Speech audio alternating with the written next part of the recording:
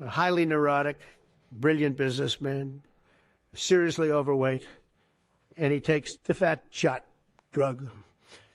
And he called me up, and he said, President, he used to call me Donald, now he calls me President, so that's nice respect. But he's a rough guy, smart guy, very successful, very rich. I wouldn't even know how we would know this, but because he's got comments. President, could I ask you a question? What?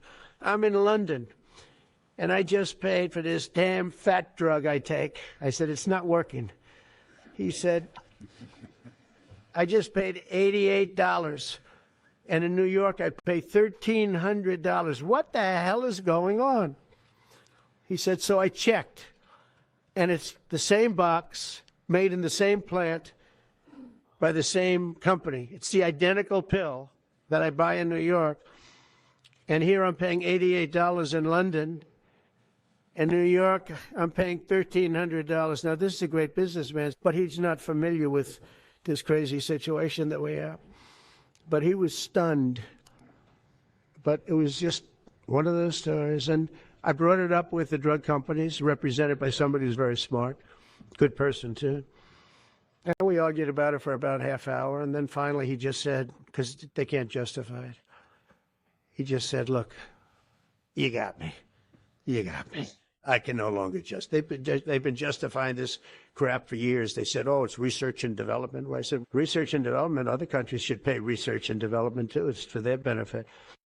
And that's the real point, as Americans have been scammed in terms of healthcare costs in general for a very long time, starting, of course, with medicine, but not just ending there. It's very sad, but the same drug that can cost, like I saw a malaria drug, in the United States, it costs whatever, it's like $100. In other Western countries with quote unquote socialized medicine, it was like 10, 12, $15. So that's an entire order of magnitude. And then in Egypt, which apparently has high levels of HIV, it was selling for 20 cents. You know what I mean? So you have at least a 10x improvement every single round. And that's crazy. But what that also means is the contrary, right? Same thing even in Canada, just to our north. There were a lot of pharmacies that were trying to sell, and they were for years, selling the medication back into the United States from a Canadian pharmacy.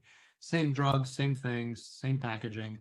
The differences in the United States were different, just like we're one of the two countries that actually allows media ads from the pharmaceutical makers. We also don't have the same protections on drug prices that in other countries. They're not allowed selling the drugs beyond a certain price.